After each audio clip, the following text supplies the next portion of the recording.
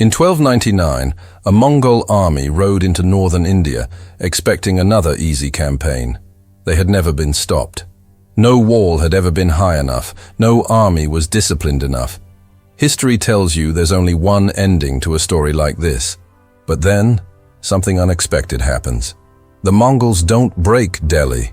Delhi breaks the pattern. Welcome to Heroic History, the channel where forgotten battles, unexpected turns, and decisive moments reshape entire empires. If you're new here, hit subscribe because we tell stories like this every single day. Tonight, we're unpacking the battle that changed everything, the clash at Keely. Not a story of reckless heroics, but of discipline, logistics, and cold decisions made under pressure. Decisions that quietly rewrote history. Because this isn't just about how Delhi survived the Mongols. It's about why the Mongols never conquered India at all. For more than a century, the Mongol threat to the Indian subcontinent was not a distant rumor. It was a constant, grinding reality. From 1221 all the way to 1327, waves of Mongol armies repeatedly pushed through the northwestern frontier, turning border defense into the single most urgent responsibility of the Delhi sultans. Contemporary chroniclers were very clear on this point. If a ruler could not hold the northwest, he could not claim to rule at all. After the great Mongol Empire fractured, the danger didn't disappear, it simply became more focused. The Chagatai Koni, based in Central Asia, emerged as the main source of pressure on India. Under Dua Khan, Mongol forces launched frequent incursions into Punjab. Most of these early attacks, especially those before 1299, were essentially large-scale raids. Fast cavalry would cross the frontier, loot towns and countryside, and withdraw before a decisive response could be organized. Annoying, costly, but not existential. That changed dramatically at the end of the 13th century. In 1299, Dua Khan sent his son, Kutlu Khwaja, at the head of what was clearly a different kind of expedition. This was not a raid meant to grab wealth and vanish. This was an attempt to conquer and rule the Delhi Sultanate. The scale alone tells you how serious it was. Medieval chroniclers, writing in alarm, threw out staggering numbers, 200,000 Mongol warriors. Modern historians, more cautious and grounded in logistics, usually cut that figure in half.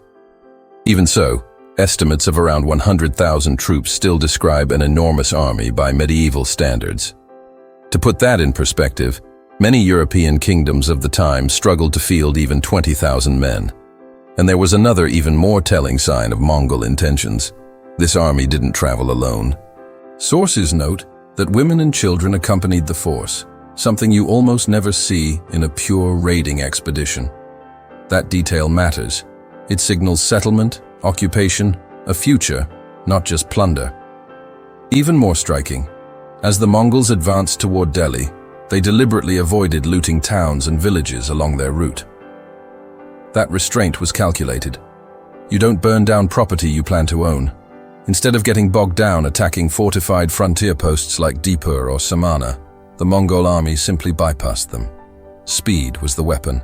They drove straight toward Kili, just outside Delhi itself. And when they appeared there, panic spread through the capital.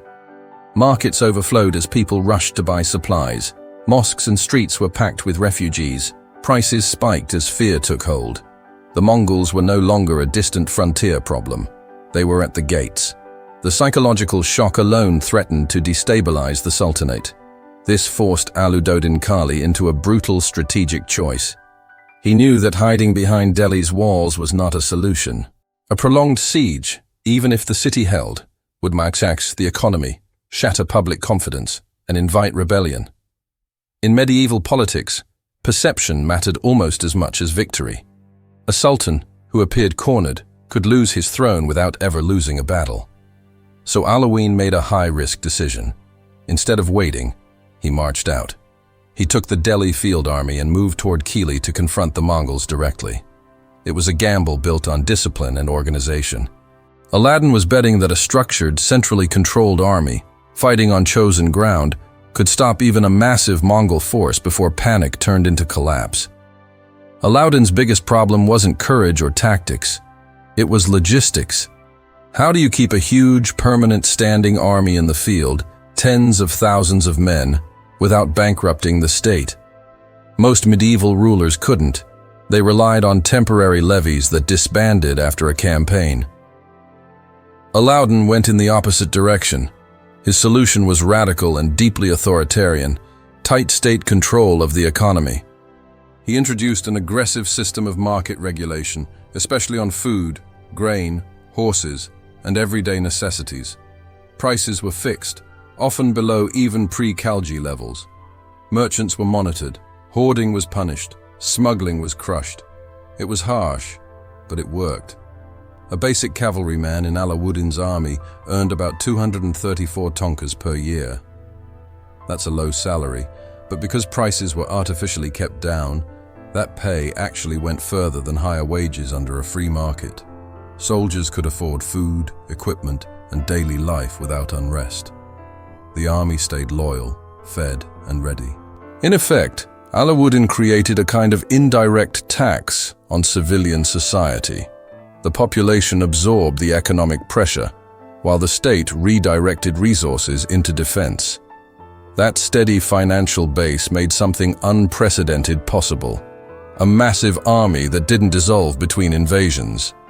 Money alone wasn't enough. Allah knew corruption could hollow out even the largest force, so he professionalized the army in ways that feel surprisingly modern. He established a permanent, well-trained standing army, always on alert, no scrambling to recruit when Mongol horsemen crossed the frontier.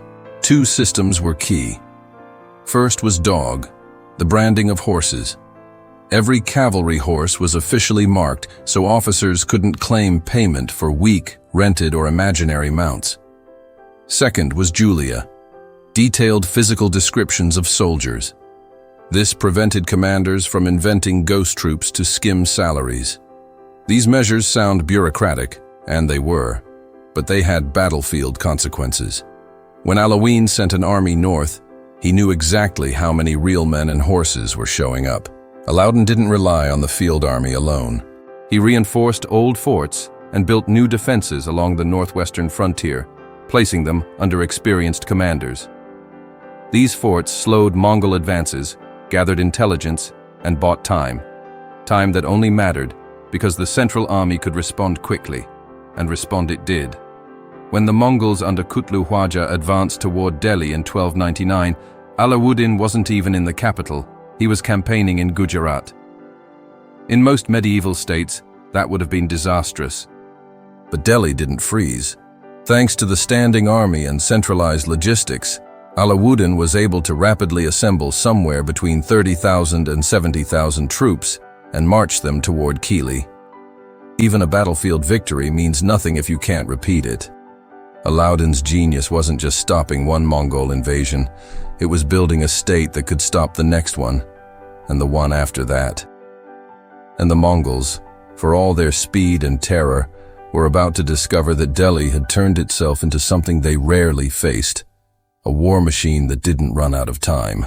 In late 1299, the battle happened right on Delhi's doorstep, close enough that people in the city could feel the danger. This was the Mongols standing within striking distance of the capital, and everyone knew what that usually meant. But what the Mongols saw at Kili was not the kind of army they were used to breaking. Aladdin Khalji personally commanded the Delhi army, and that alone tells you how serious the moment was. Instead of spreading his forces into loose, fast-moving units, the kind the Mongols expected, he arranged them into a tight, cohesive battle formation built specifically to resist Mongol mobility and encirclement. He divided his army into 5 major divisions, each with a clear role. On the left wing stood Nusrat Khan. On the right wing was Hizabuddin Zafar Khan, supported by Hindu warriors who were fully integrated into the Sultanate military system. Aladdin himself held the center, anchoring the line. Akat Khan commanded the vanguard, while Ulugh Khan waited behind with the reserve force. The entire setup was designed to do one thing above all else: stay together. Mongol victories usually began when enemy formations stretched, broke, or chased too far. Aladdin's formation denied them that opening. The real shock of the Adili came from a combination the Mongols almost never encountered in their classic campaigns: war elephants and heavily armored cavalry. Delhi deployed roughly 700 war elephants. Picture that for a moment. Hundreds of massive animals, each armored, towering over men and horses. These weren't just weapons. They were anchors positioned in front of or between divisions. The elephants acted like living walls. For Mongol light cavalry, whose strength came from speed, flanking, and missile fire, this was a nightmare. You can't easily ride around an elephant line. You can't intimidate it with arrows. And psychologically, horses panic around elephants. The Mongols were suddenly forced into something they hated: either keep their distance or fight head-on. Then came the second layer of the trap. Delhi's armored shock cavalry was built for direct collision. These riders wore heavy armor and fought in disciplined formations. Normally, Mongol horse archers would soften an enemy with arrows, slowly bleeding them dry before closing in. But here, that logic failed. Arrows struggled to break armored ranks. The formation didn't scatter. And when the Delhi cavalry charged, it wasn't a loose pursuit. It was a focused, crushing impact. If the Mongols couldn't break the line from a distance, they had to accept close combat. And in close combat, elephants and armored cavalry outweigh speed. That was the theory. Then, the battle tested it. The opening drama of Kili centered on Zafar Khan. He had a personal score to settle. Earlier, at the Yamuna River, he had tasted defeat against the Mongols. At Keely, he saw his chance. Without waiting for Aladdin's direct orders, Zafar Khan launched a ferocious charge against the Mongol left wing, commanded by Hajlak. At first, it worked. The Mongol left collapsed under the sheer violence of the attack. For a moment, it looked like a breakthrough. But then came the trap. The Mongols fell back deliberately, using their famous feigned retreat. Zafar Khan, driven by momentum and pride, pursued too far. His division became isolated from the main Delhi army. That's when Tari struck with a 10,000-man ambush force. Surrounded and cut off, Zafar Khan was offered a chance to surrender. According to the sources, Kutlu Khwaja even offered him a place among the Mongols. Zafar Khan refused. He fought until he was killed. On the surface, it was a loss, a painful one. The contemporary chronicler, Zawdin Barani, makes a blunt accusation. He claims that Sultan Aladdin Khalji and his brother Ulugh Khan deliberately refused to send reinforcements, not because they couldn't, but because they wouldn't. According to Barani, they were jealous of Zafar Khan's popularity and battlefield reputation, and they let him die rather than risk him becoming a political rival. That sounds dramatic, and it probably was meant to. But modern historians tend to see something else going on. From a strategic point of view, Aladdin's restraint may have been intentional. Committing the reserve army, especially Ul Khan's forces, into a chaotic local fight could have exposed the entire Delhi Sultanate army to encirclement. The Mongols specialized in exactly that kind of trap. By holding back, Aladdin preserved the core force defending Delhi itself. In other words, Zafar Khan's death may not have been personal betrayal, but a cold calculation. And the politics afterward tell us a lot. Despite Zafar Khan's bravery and the damage he inflicted on the Mongols, he was quietly erased from official court chronicles. That wasn't an accident. Aladdin was sending a clear message. Obedience and centralized command mattered more than individual heroics. In the Delhi Sultanate, winning as a system mattered more than dying gloriously on your own terms. But here's the twist. Zafar Khan's charge had already done its damage. The Mongols had suffered heavy casualties and, more importantly, they were forced to commit reserves far earlier than planned. Their formations were exposed. Their rhythm was broken. The clean, controlled Mongol battle plan began to unravel. What looked like a reckless sacrifice became something else entirely, a signal. For the first time in generations, the Mongols were facing an Indian army that didn't break, didn't panic, and didn't fear them. Zafar Khan's death became proof, not of weakness, but of a new confidence inside the Delhi army. And the battle wasn't over yet. After Zafar Khan was killed, something strange happened. Nothing happened. Day 2 passed, then day 3. No major Mongol assault, no attempt to exploit their local success. For an army known for momentum and constant pressure, that pause is a red flag. It suggests something was wrong, very wrong, inside the Mongol command structure. This brings us to the first major explanation. Most modern historians, including Peter Jackson, agree on one decisive factor. Kutlug Khwaja, the Mongol commander and a Chagatai prince, was severely wounded either during the fighting or shortly afterward. He died not long after. That loss cannot be overstated. In Mongol warfare, command unity was everything. The army didn't function like a loose coalition. It depended on clear authority at the top. Losing the supreme commander at the moment of contact, combined with unexpectedly heavy resistance, created paralysis. Orders slowed, decisions stalled, momentum evaporated. Once Kutlug Khwaja was out of the picture, the Mongol army no longer had the confidence to gamble everything on a final assault against a fully intact Delhi defense. And that hesitation was fatal to their campaign. Leadership loss alone doesn't explain everything. What really forced the Mongols to withdraw was a stacking of pressures, all hitting at once. First, leadership was gone. No Kutlug Khwaja meant no clear direction. Second, tactical shock. The Mongols faced something they hadn't fully anticipated: disciplined, armored cavalry and war elephants backed by a stable defensive formation. Delhi didn't chase. It didn't overextend. It absorbed the blow and held. Third, and this is critical, logistics. Even Mongol armies had limits. They lived off mobility, speed, and constant movement.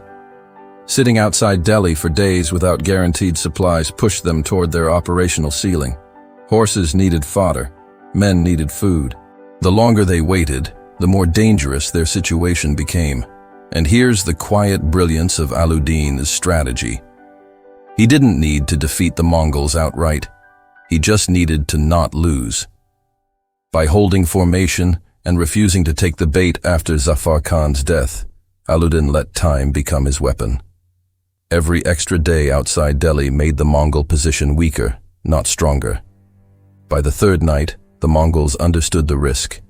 Stay longer, and they might face starvation, disorder, or even counterattack under worse conditions. So they did the unthinkable. They withdrew. The Mongol retreat wasn't a victory parade for Delhi, but it was something arguably more important. Proof of a defensive formula that worked. Hold discipline, protect the core force, refuse reckless pursuit, let logistics and time punish the attacker. Keely was a victory, but it was also a warning. The Mongols had penetrated deep, right up to the outskirts of Delhi. That alone told Aladdin something uncomfortable. Even when you win, you can't rely on open-field battles to protect your capital forever. So he did something bold and expensive. Between 1303 and 1304, Aladdin ordered the construction of Siri Fort, not just a fortress, but an entire military garrison city built specifically to defend Delhi against future Mongol attacks. Think of it as a permanent forward base. Walls, troops, supply depots, and command infrastructure, all designed for one purpose: stop the Mongols cold. And then there's the legend. The 16th century historian Furisha records a chilling story that the name Siri comes from Sir, meaning head, because the severed heads of around 8,000 slain Mongols were supposedly buried beneath the fort's foundations and walls. Is it literally true? Maybe, maybe not. But that's almost beside the point. What matters is what the story signals. Delhi's posture had changed. This was no longer passive defense. It was deliberate, ruthless, and psychological. The message was clear. Crossing into Sultanate territory wouldn't just get you beaten, it would get you erased, and your defeat would be put on display. Keely didn't end Mongol pressure overnight. Raids and invasions continued in 1303, 1305, and 1306. But here's the difference. After Keely, Delhi was ready. Aladdin's economic and military reforms, especially his tight market controls, meant the Sultanate could now sustain a large, standing, well-paid army without collapsing financially. That's huge. Most medieval states couldn't afford that for long. Delhi could, and the results show it. The climax came in 1306, when a major Mongol force was intercepted near the Ravi River. Under the command of Malik Kafur, Delhi's army inflicted a devastating defeat, killing an estimated 60,000 Mongol troops. That's annihilation on a scale the Mongols were used to inflicting on others, not receiving themselves. After that, something remarkable happened. The Mongols stopped launching large-scale invasions into India during Alauddin Khalji's reign. Their aura of invincibility, built over decades from China to Eastern Europe, was gone, at least in the Indian context, and Delhi went on the offensive. Following the death of Dua Khan, Alaud shifted strategy. Governors like Malik Tughlaq of Dipalpur began launching regular raids into Mongol-controlled territories in what is now Afghanistan. The power dynamic had flipped. Delhi was no longer bracing for impact. It was striking back. This constant pressure pushed the Sultanate into a state of near-total war. Society became more militarized. Discipline hardened. Reprisals became brutal, including punishments directed at the families of Mongol soldiers. It wasn't pretty, but it was effective. And in the end, that's why Delhi was never conquered by the Mongols. At the moment when much of Eurasia had already fallen, Alauddin Khalji turned his capital into a fortress, his economy into a war machine, and his army into a system that could absorb, adapt, and strike back. And that's where the story comes full circle. If you found this breakdown useful, give the video a like. It really helps the channel reach more history lovers like you. And I'd love to hear from you in the comments. Which battle, empire, or historical figure should we break down next? I read every comment, and your suggestions directly shape future videos on this channel. If you enjoy deep, evidence-based history told as a story, subscribe and turn on notifications so you don't miss the next episode. Thanks for listening, and I'll see you in the next one.